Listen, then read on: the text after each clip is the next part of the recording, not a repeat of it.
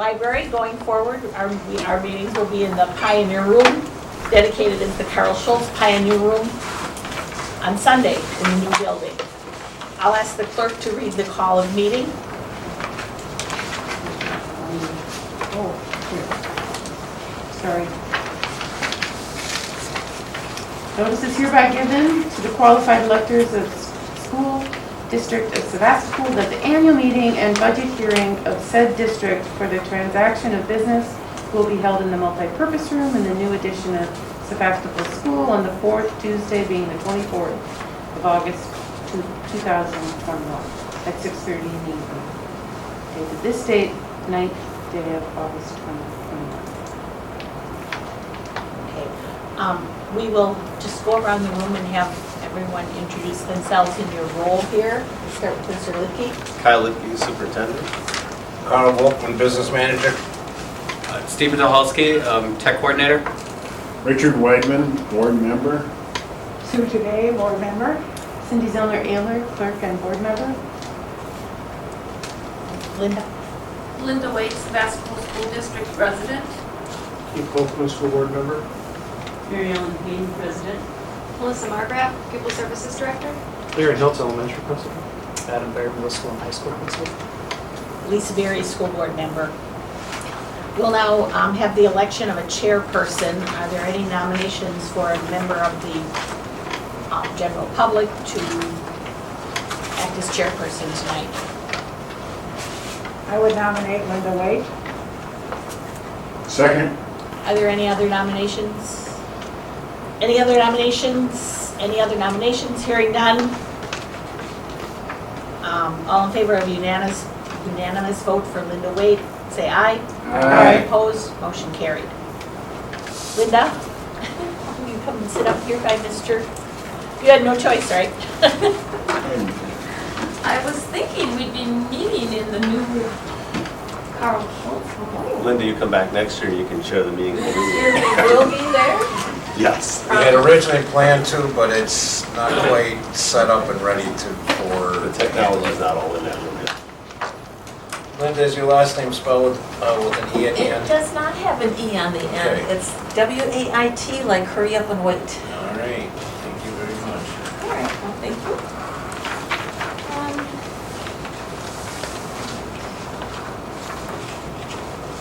So we need to approve the previous minutes of our last annual meeting held on August 25th, 2020. In our handout, pages 5 and 6. I'm looking for a motion to approve and place on file. I move to approve the annual minutes of the annual meeting of the School District of Sevastopol held on August 25th, 2020. Second. All right, second. Any discussion, corrections? All right. All those in favor of accepting the minutes and approving the minutes signify by saying aye. Aye. Opposed? None. Motion carried. And the 2020-2021 financial report, again on pages 7 and 8 of our handout. On pages 7 and 8, you will find the budgets, which are for 1920, which is the last audited budget we had.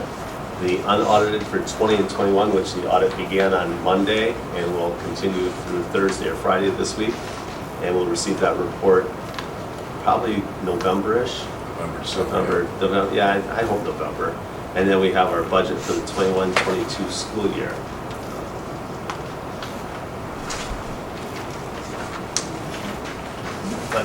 I'll just give you the total unfunded balance. We project that at the end of 2021, we have a fund balance of $6,288,662.20. At the end of the 21-22 school year, which will end on June 30th, our fund balance will be $5,601,493.20. Items of interest could be down for people. You can ask any question you want. If you go to the next page, page 9 gives you a breakdown of each of those subcategories. That may be easier if you have questions. one item I'd like to point out is the subtotal of other school districts within Wisconsin, which is the end of the second section. That's the open enrollment in. Last year, we received $1,221,912.09 for open enrollment in. With the numbers we have for open enrollment and the rate for the 21-22 school year, we expect that to be $1,451,000 this year, which also corresponds under expenditures almost at the bottom. When you go to light item non-program transactions 430, instructional service payments, the second one in the bottom section, that's open enrollment out. Last year, we had open enrollment out of $888,901.09, and this year we're projecting at $965,000 for open enrollment out. So you can see between our revenue coming in for open enrollment and our expenditures exiting, we are looking on the positive side in those areas. Charles, is there anything else I should point out on page 7? Otherwise, I'll move to page 8, which has the Special Education Fund, Fund 27. Fund 27 always has to be even or in the black at the end of the school year. So we end up transferring money over from Fund 10 over there, but you can see the expenditures for last year unaudited, $953,626.47, and this year it should be $1,053,018. Debt service, you go down halfway on that page, the debt service is Fund 3839. That's for our obligations with this building and I say this building, we're all one building for the year. And then our energy efficiency is under there as well. The energy efficiency is the $131,944.59. This is the second to last year where you'll see that number. Next year will be the last year, and then that falls off our taxes because that was the energy efficiency program that we were in 15 years ago. Yeah, 15 years ago. And the debt on the building project, which we will pay off this year, is the $1,661,912. So we're in our third year of paying off the new building already, even though we haven't moved in yet. Is there anything else on that page I should point out of interest, Carl? Well, food service is Fund 50. That one also ends up needing to be in the black or even at the end of the year. Well, actually, it has to be zero balance. Zero balance at the Zero end of the year. balance. Right, it can't be profitable, but it can't be in the negative either. Right. This year, the federal government has already declared all lunches and breakfasts free for all students for the whole entire school year. So that fund will be in good shape like it was this year. So. I have a question on page 7. I'll refer the page down. Will you just explain the differences here on the state aid and the special grant projects? Are you under revenue? Yeah, under the state sources subtotal intermediate. And there's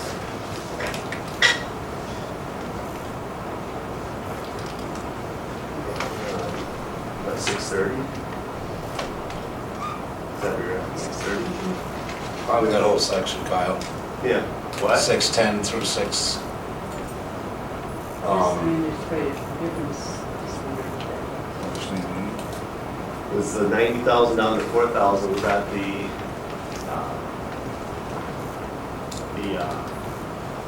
mental health grant, which we just found out about last week?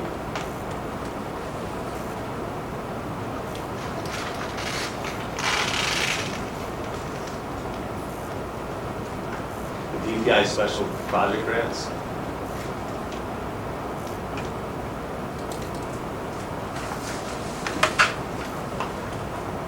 Thought you asking me? Yeah, I'm asking that. Yeah, this is a question you.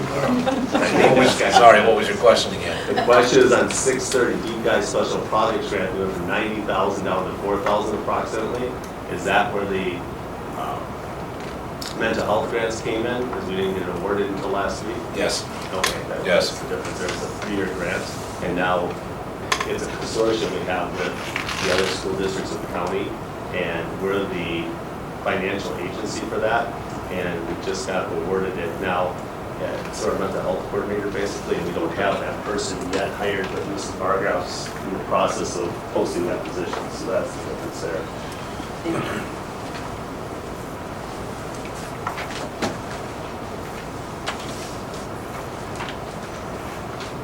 Any other questions?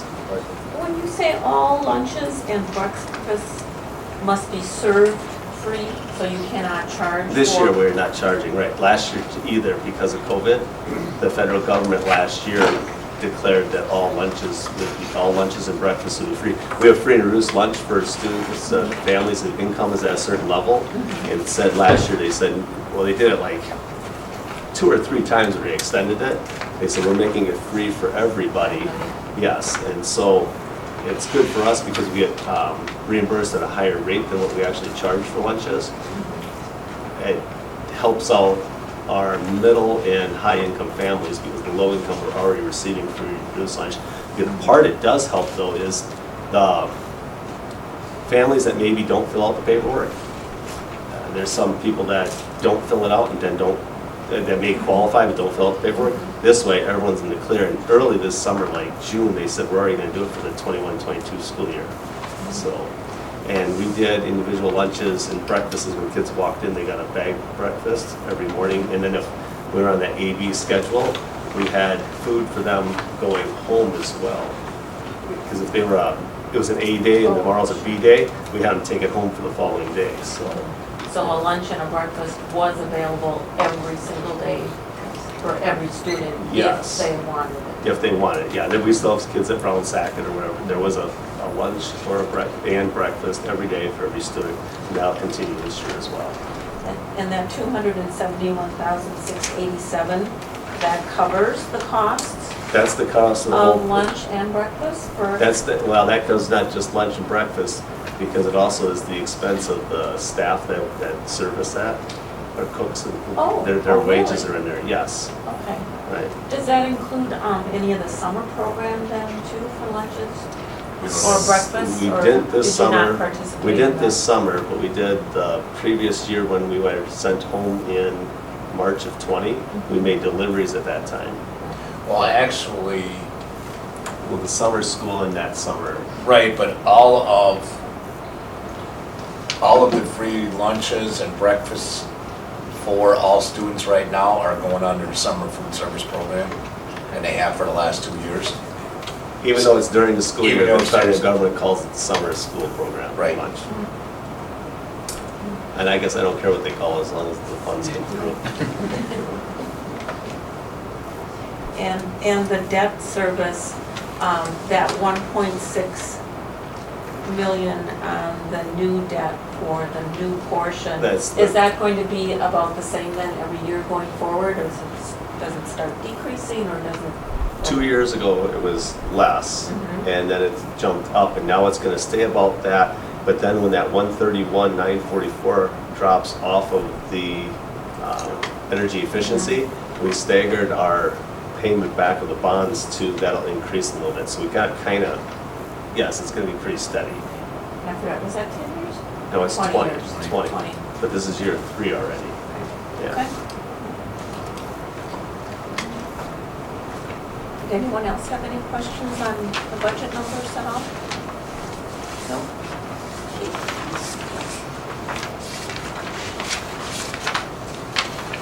All right, and we don't have to accept that or anything like that, it's just a report, Just a correct? report. Okay. And then the State of the District 2021 Academic Progress Report.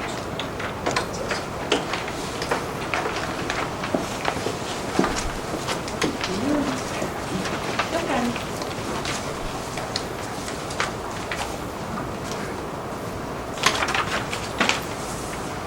Good evening, thank you. It's always an honor for us to be able to present the state of our district to our community. We look forward to this each year, serving this great community.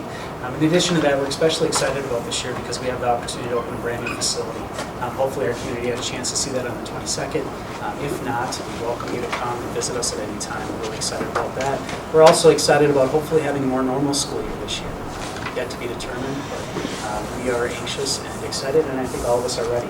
I'll start this evening by introducing our colleagues. Ms. Margaret. My name is Melissa Margraf. I'm the Director of People Services. Aaron Hiltz, I'm the elementary principal. And my name's Adam Bear. I'm the middle school, high school principal. And I'm going to turn it over to Mrs. Margraf for a minute. She's going to review last year's progress. Great, thanks, Mr. Bear. What an unforgettable and extraordinary year last year was. As we reflect on the past year, what I wanted to do first was take a look at our journey and our educational models that we went through last year. Anywhere from complete virtual at home to our hybrid model to 100% in-person learning. Overall, 75% of our students came to school in the hybrid model. So despite not being able to see our students every day, we were able to demonstrate and experience some professional growth despite of the pandemic and the parameters it put on us. Some of the professional growth was, the first one was an increase in instructional technology. Staff and students were able to experience different learning and teaching, or different teaching and learning opportunities. Our second professional growth that we thought was essential, we knew it before, but it was solidified this year, that the value of in-person learning was hit us very, very strong, how that's essential for academic growth and emotional wellness for our students. Our third piece was we saw educational commitment to education through various eyes and stakeholders. Our first stakeholder was our teachers. The unyielding commitment that they demonstrated to take care of each and every one of their students' academic and emotional, academic growth and emotional wellness. Our students, secondly, they're absolutely excelled at navigating different learning opportunities that were put in front of them. And thirdly, our parents and our guardians who continued to show support of the school despite the ever-changing policies and procedures that were put in front of them. Communication was the key. We really saw that last year. That communication was two ways. Anything from the weekly updates from the superintendent to the numerous and continuous communication that came from the teachers, and then also the parent feedback. Being able to talk to our families was essential for us to all navigate last year successfully together. And the fourth professional growth takeaway was just how important it is to take care of our staff and our students and making sure that everyone maintaining a safe environment. The feeling that pioneers caring for one another was universally felt by the staff, the students, and the community. Thank you. The staff professional practice goals that we had last year, some of these things obviously were dependent or were influenced by the COVID situation that we were dealing with. The use of Google to enhance our remote and virtual learning experiences for our students was very important, so they had one platform that they were learning from, as well as for the parents to assist them with. Internet access was something that was an important factor. We recognize that about 20% of our community does not have solid internet access. Kudos to Mr. Tucholsky for being able to help provide opportunities for those students by getting hotspots and other things and being very quick about getting those out to families when they were needed. We streamed live classrooms for the remote learners so they could participate in real time with their classmates. And we developed specific policies and procedures both at the elementary level and at the middle and high school levels. Obviously you would expect that those are going to be very different, and so we set up very specific policies for them. For school safety, we updated our cleaning procedures to make sure that the environment was safe, sanitary.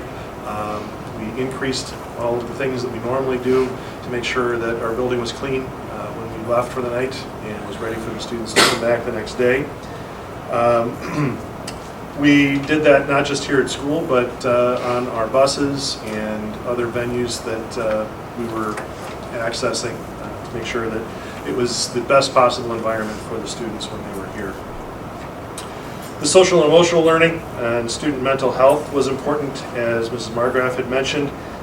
We delivered materials to staff that they could pass along to students to make sure that they were being taken care of. We collaborated with Door County agencies to make sure that we were getting the most up-to-date information and getting local support. And we continued the STRIDE program that provided counseling services for students with the highest needs in our district.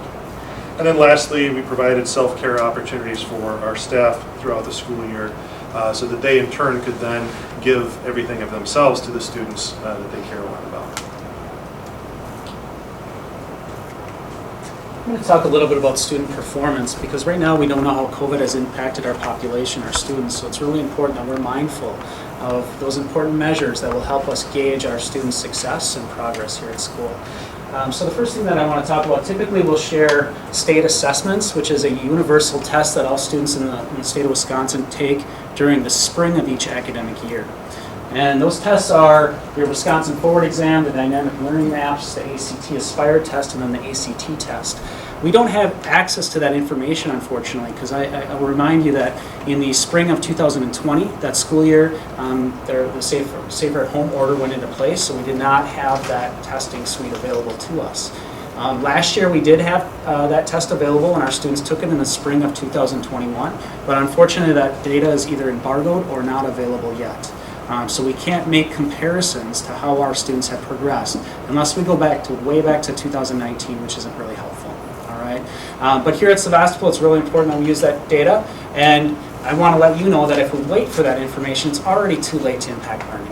Okay. So what I want to talk about is some of the other assessments that we use here at Sevastopol to help make sure our students are being successful. Our goal is to use multiple measures to evaluate individual student growth and achievement. So we're really looking at two different factors. How are our students growing each academic year, month, week? Are our students meeting the achievement expectations for grade level and state expectations? So those are things that we look at. The multiple assessments that we use are common assessments, and these happen on a weekly, monthly basis in our classroom. So these are classroom tests that show us course objectives. Are our students reaching the course objectives? Every single classroom in our school has assessments to wrap up units, to wrap up a semester or quarter. So those are constant and ongoing. The other thing we have is local assessments. We really make use of MAPS, which is measures of academic progress, here at Sevastopol, and that testing suite is given 3 times a year. Okay, that still is a growth measure primarily. We use it to show student growth, so when we give it 3 times, we can see when they take it in the fall, and then when they take it in the winter, we can see how much progress that student has made towards achieving those goals. So that's a very useful assessment.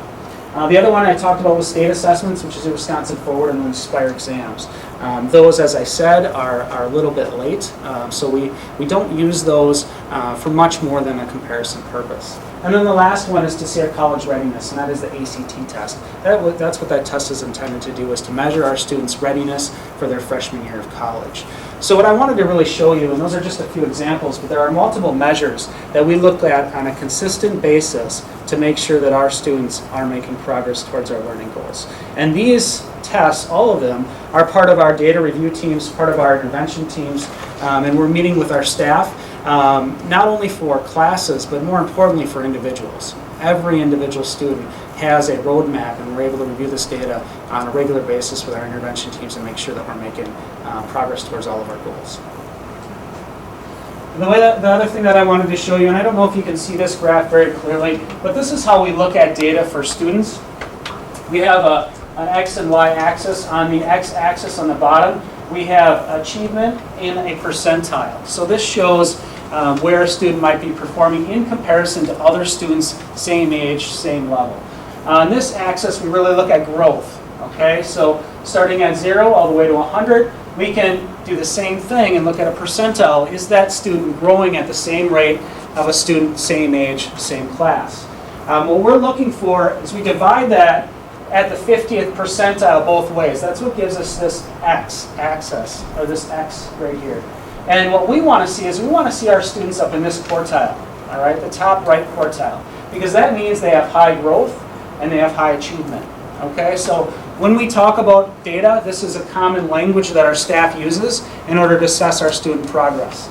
If we have a student in this quartile down here, it means they're doing very well in achievement. They're achieving at a very high rate, but they're not growing. So they're stagnant learners. So this really isn't ideal for our learners. It's nice to know that they have that high achievement level, but we want to continue to see them grow, so we want to move them up to this green quartile again. In this quartile, they have high growth, but they might be low achievement. That's also very positive, I think, because if a student isn't at grade level, hopefully they're growing at a faster rate so they can catch their peers. All right. Obviously, if they're growing at a faster rate, they're going to move across on the achievement quartile as well. The students that we really need to focus on a regular basis are the students that are at a low achievement and low growth. These are students that we have independent learning plans for, and I'm not talking special education programming, I'm talking about interventions that Aaron and I facilitate within our schools to make sure and find out why that growth isn't occurring. As I said earlier, we get that state data once a year. That's not frequent enough. We're making changes for student placement and program on a weekly and monthly basis based on reviewing data like this with our staff. So it's really important to us, and I thought because I didn't have that state data to compare to other schools or the state of Wisconsin, I thought I might just talk to the community about how we use data at Sevastopol and how important it is to us for making decisions about students. Thank you. Get to talk about some of the highlights of the year. The first one I want to highlight is that our school attendance rate was very high despite the pandemic. Student engagement was maintained to a very high level. And maintaining relationships with our students and our family was a success and remained a priority throughout the entire school year. Additionally, our staff embraced new methods of teaching and learning. Our teachers were extremely creative. They produced instructional videos. They utilized intervention programs, and then also different textbook resources to help reach all of their learners. Talking about our staff again, our teachers really did excel teaching both in-person and remote learners at the same time. We also had 100%, our high school had 100% of our students pass the AP Biology and the AP Studio Art exams. We had an increase in success in our English language program. We had more English language students test out of needing services based on the access test that's given every December. And in addition, our Title students or students who required reading intervention, we saw a lot of growth last year, and there was less students needing that type of intervention as well. We were able to successfully celebrate all of our student accomplishments, and some of those accomplishments are the Senior Awards, the National Honor Society, and an in-person graduation ceremony. We were able to maintain a safe environment for athletics while achieving several conference championships. We were also, to give the accolade to the staff again, staff successfully wrapped up the year while packing and preparing to move into a new building. And then finally, I'm going to go back to that safety piece, like I said before. Staff, students, and parents work together to keep our community safe and keep our doors open. Thanks. All right, looking ahead at 21-22 school year, there are new opportunities and we're moving forward. We're going to be celebrating our new school that we'll get a chance to see students in it for the first time in a couple of weeks. We had a really wonderful afternoon with a lot of people taking tours, a lot of positive comments. We're very excited to be able to move in there. We're going to continue navigating the challenges that our current health crisis is giving us, but we're going to make sure that we continue to prioritize student needs as we make those decisions. We're going to focus on in-person learning because one of the things we learned last year is that that is the best way that students are able to learn, so we really need them to be here. We're going to begin our journey to become what's called a universally designed school for learning. A school becoming a UDL school ensures access for all students to the materials, making sure that it's at an access point that works for them, and an opportunity for them to also present the information in a way that works best for them. Rather than it being teacher focused, it's really student focused. We're going to continue to use the individual achievement and growth data that Mr. Bear had talked about to make all of our decisions, including teacher practices. And then lastly, we're going to identify and utilize all the resources that we have to close any achievement gaps that we discover as we start taking a look at that data to make sure that we're giving our students the best education possible here in Sevastopol. Thank you very much. For the last 16 months, our interactions, more importantly, our relationships with students and faculties have been limited. We've met face-to-face, but not as frequently as we need to. A lot more emails, a lot more Google Meets, a lot more Google Classroom.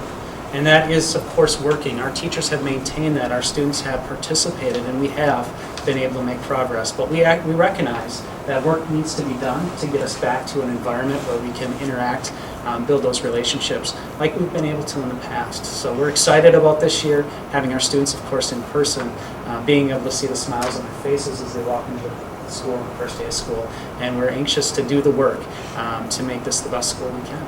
So thank you very much. Thank you very much. Thank you. Can I ask one question? Oh, I'm sorry, yeah. Okay, so 100% of the high schoolers passed biology test, AP Biology. but I'm not sure I know what studio art is. It's the AP Art exam.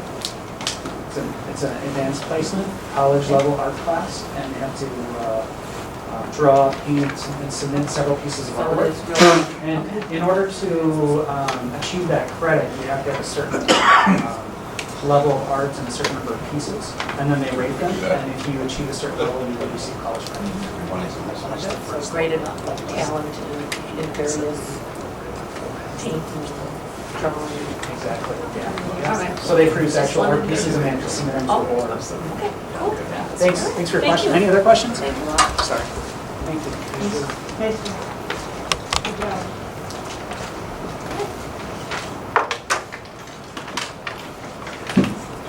Are you moving into the budget presentation now and? Yes. Okay. Yeah. So this is last year. We had revenues of $10,129,764, which was adopted budget. We had expenditures of $10,775,894. Actual in June of 2021, which is being audited this week. We believe our revenues came up to $10,586,477, and expenditures of $10,387,153. So we have a surplus plus almost $200,000, $199,324. Reasons for having a surplus: we didn't plan on having a surplus. The revenue estimated, we were involved in 3 different areas. One was our insurance dividends for $36.94. Our per pupil aid was another $56,616 we received, greater than we expected. And then the open enrollment, which was pretty hard to estimate last year going into COVID to know who would actually stay with the open enrollment or do homeschooling or whatnot. But we had an open enrollment revenue over expense of $218,382. And then items that came in below budget, our regular transportation cost was $39,607. Our transfer to Fund 27, which is funding special education, was $62,215 less than expected. Usually it's around $900,000, and so we had $62,000 savings in that. And then the Fund 50 transfer, we expected to transfer money over there, but because of the federal funds we received for the reimbursement of lunches was $89,208. And then our employees did not travel as much last year with COVID, so we saved another $5,000 there. We had a good winter as far as heat was concerned, so gas for heat was $12,588. And it's kind of a funny year last year because with the new addition, we bought more propane than we thought, so we think we'll be more efficient this year, although Myron Construction owes us a little bit of funding for heating it when it was under construction. Yeah, they owe us for 2 tankers yet. And then the financial office, $4,176 less, and then we didn't go on any field trips. Well, I shouldn't say that. The high school went on homecoming week, they went on one, the seniors went on one, but it was very limited for field trips, so the expenses were down $3,981.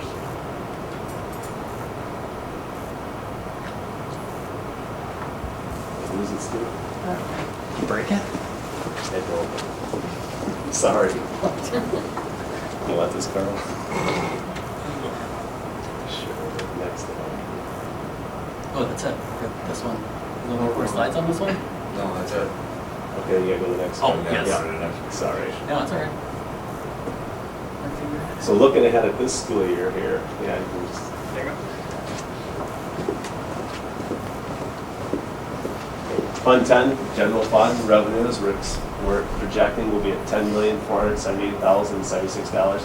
Our expenditures, $11,158,058, deficit of $679,982. No ESSER funds are planned in this budget because those should be flow through. ESSER is the program they have, and it's going to be for expenditures for through now till 2025.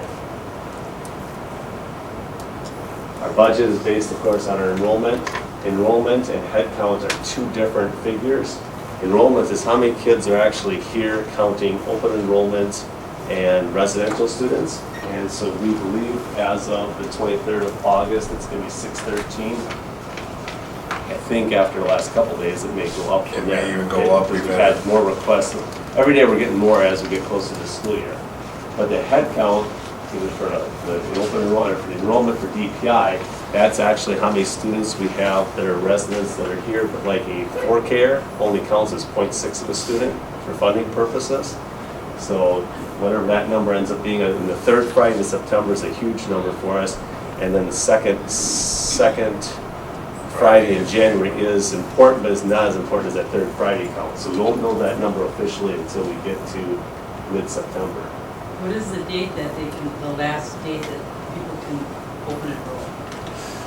They can, well, it goes by two different factors. One, what our class sizes are if we have room for them. But they can apply for open enrollment up until the board sets the class limit size for the next year, which is done at the January meeting. So basically the third Friday, or third Thursday in January. January Is then when you're kind of is set. when, But what Carl's saying is we have certain grade levels that were already at capacity, so they would get denied at that point. And then it closes, and then it opens up again, and then it closes for a couple months, and then you have to, at that point, if you open enroll, you have to have a special reason why you're asking it, rather than the original 6 questions that you can qualify under. so there's two So if someone's different, out there that's looking to open enroll right now, they still can. so there's two different types of open enrollment. You have the regular open enrollment, which goes from February through April. You don't have to have a reason, you just, you can apply. Once we get all of those numbers, we see how we're sitting as far as class sizes. Then starting in July until next January, you have your, what they call the alternate open enrollment, which is what people are doing now.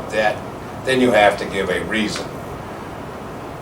About the only reason that we can say no is if we do not have room or we cannot handle a certain student because of facilities will not allow that. But the biggest reason that we can say no is because we do not have room. That's why we have to set class limit sizes in the January meeting. And how that affects the budget is an open enroll student in or out, and it's on a per day basis. So say a student is open enrolled from Sevastopol to Sturgeon Bay, and then December comes and they want to come back. Well, they're a resident student here, they can come back. Well, then we get them back as a resident, but the expense we have going to Sturgeon Bay would cease at that day, and they prorate it for the number of days they attended there compared to the full year. So it's prorated. So it's usually pretty accurate because kids don't bounce a lot, but there is a little bit, and with each time there's a change, it affects the expenditure going out or the revenue coming in. So, Or where we would also, that would be effective, somebody's opening enrolling now in the process of building a house in the district, and then during the year they move into their new house, well, now they're a resident. So they're no longer open enrolled from wherever they were open enrolling from. We have a few of those, but not a lot, but we have to give a report and do a report each year as far as who's in, who's out, and then for the last 3 years, we've been audited, and it's picked by 25% of the districts are picked every year. In the last 3 years, we were lucky enough to get audited. which is 2 fun days for Carl with DPI on that. So, so our revenue, so our revenue limit, when you work out the revenue worksheet, it actually goes on a 3-year rolling average in for attendance, and your summer school, you can get a addition for your summer school, and that's at 0.4 of the full-time equivalency for what you actually have for enrollment for summer school. So you don't get full credit there as well. And it's on a 3-year average, and we're expecting a decreased allowable revenue of $5,587, which is roughly half a student, a little under half a student for us. Tax levy tax rate, we have our general fund at $8,130,781. Tax chargebacks, $10,128. Our debt service fund, which is energy efficiency, for $1,301,945. Long-term capital, which is principal and interest, $2,661,913. And then our community service fund, which is Fund 80, which Fund 80 is for services that is accessible for all of the community, not just school-age children. $20,000 for a total of $10,954,767. Our proposed tax rate is based off of the total amount of the taxes divided out by the property value of the entire district, which is, we just got the number last week. Well, the proposed number is 1,709,000. No. 1 trillion. No, it's, 1 trillion, no, it's $1,709,842,740, which is a 12% increase over last year. That's pretty good, yeah. Yeah, that's a nice, That's Nice up. jump. We had a Well, lot of- because if you go to, it's probably a page of your book, Page 4. page 4 will show you the rates. And so at 12%, that's the largest increase since 2001-2. So we had a couple of nice little jumps of 4.5% and 6.4%, but a 12% jump is quite healthy. That number does not become official until October 15th. Do you want me to leave this slide? Okay, well, yeah, we should highlight the construction. As far as the construction, we estimate it to be about 95% complete. We've paid out $19.2 million to date on the project. The whole project was $27.1 million. $25.1 was referendum money. $2 million was in the gifts we've received. And so the next 2 months, we'll be busy paying out the rest of that money. We'll see about $7-8 million go out our doors the next 2 months. Should I go back a slide? Yeah. Okay, because you're gonna need that for the motion, correct? Right. Okay. So the mill rate, if you go on page 4 as well, you'll see last year was 662. The year prior was 699. That was the first year we had debt for the building project. So that was the year it went up 99 cents, and then it's come down 37 cents, and now this year we're projecting it 21 cents less than that if the third Friday count remains constant with us for the student. And that number that the Department of Revenue gave us for property value, that's pretty good. That's pretty solid, even though it's only August. That's not going to fluctuate too much at all. They're pretty straight on that.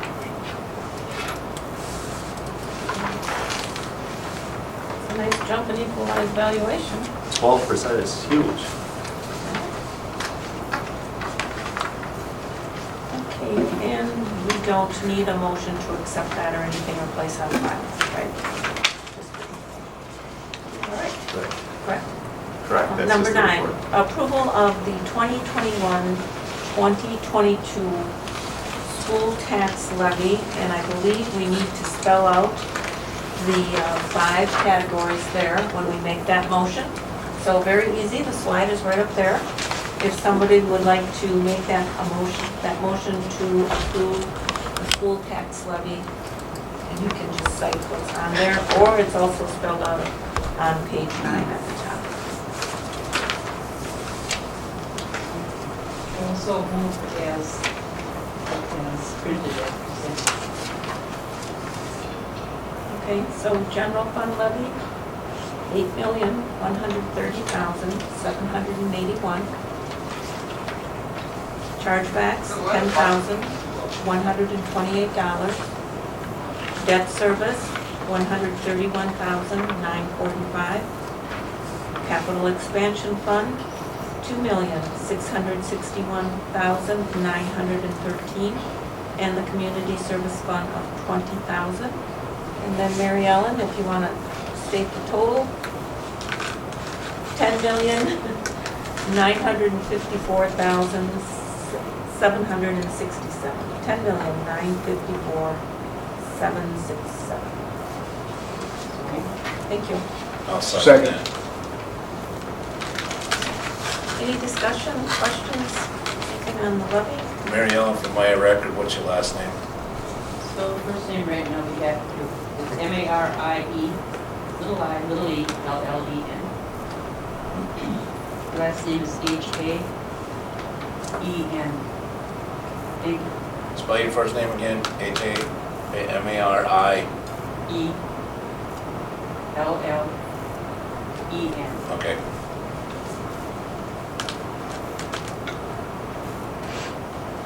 Okay, No questions, discussion, anything? All right, all those in favor of the motion to adopt a levy signify by saying aye. Aye. Opposed? Motion carried. Okay, and then number 10, granting board authority to sell excess personal property. I don't know if we need an explanation on that. I move to grant this board authority to sell the excess personal property. Second. All right, we have a motion by Lisa, second by Sue. Any question, discussion on that? All those in favor signify by saying aye. Aye. Opposed? Motion carried. And number 11, granting board authority to transfer sale of property. I believe that's real property. I would move to grant the board authority to sell, to transfer the sale of property. Second. All right, motion by Sue, second by Lisa, granting the school board authority to transfer sale of property. Any discussion, questions? Is there anything that we need to know? No, this is a annual thing, but we have no property to sell. I mean, It's not every year for that, like. Well, no, I don't, it's just, yeah, no, it's annually you have to make, you can make motion, but we have the property at the Eco Lab, but we have no intent on selling anything. No. All right, all those in favor of the motion signify by saying aye. Aye. Opposed? Motion is carried. And number 12, establish 2021-2022 school board salaries. So salaries are currently $255 per month per board member, with a $50 per diem for each meeting attended outside of the district, plus mileage to and from outside of the district. Discussion?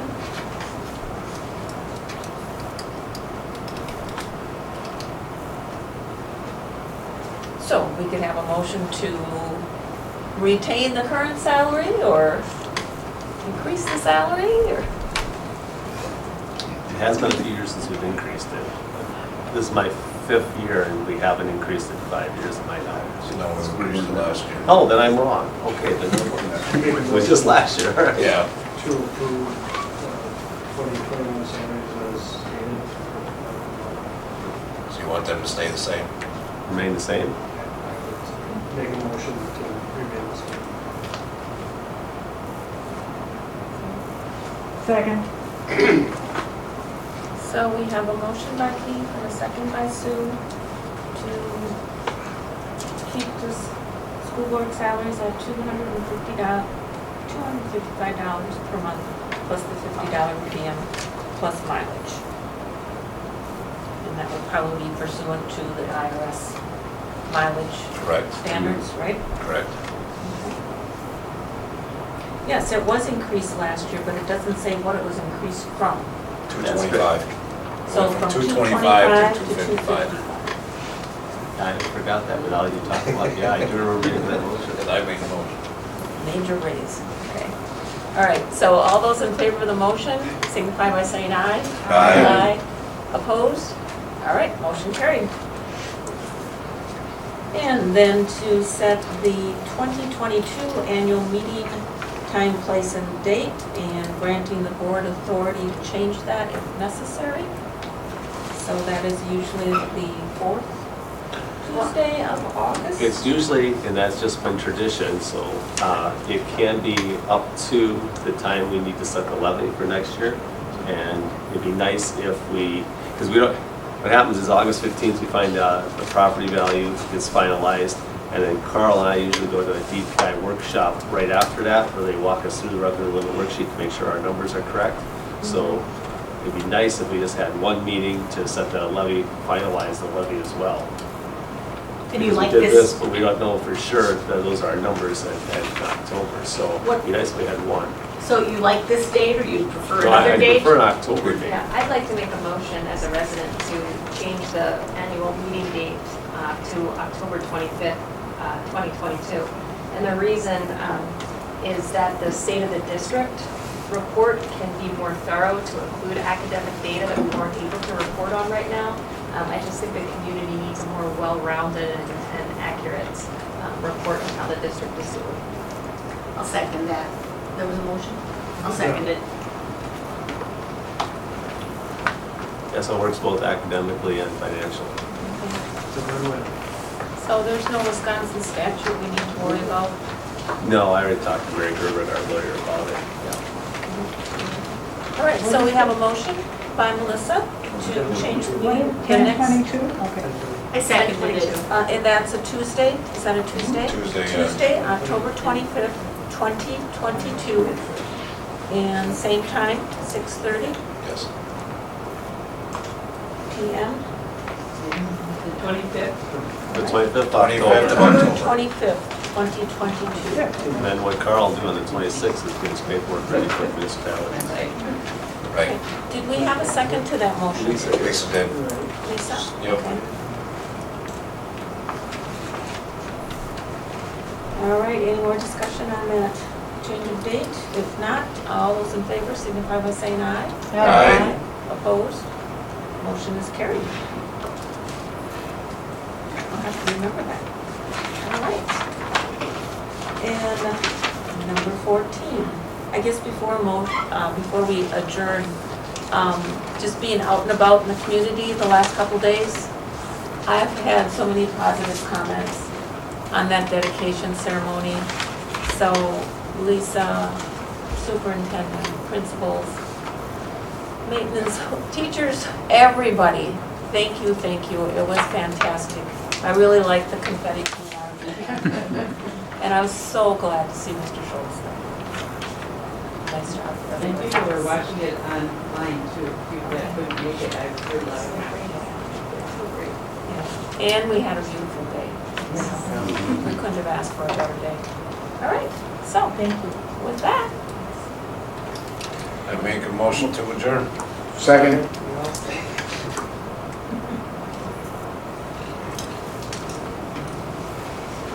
all right, we have a motion to adjourn. All those in favor signify by saying aye. Aye. Opposed? We are adjourned. Thank you all. Thank you.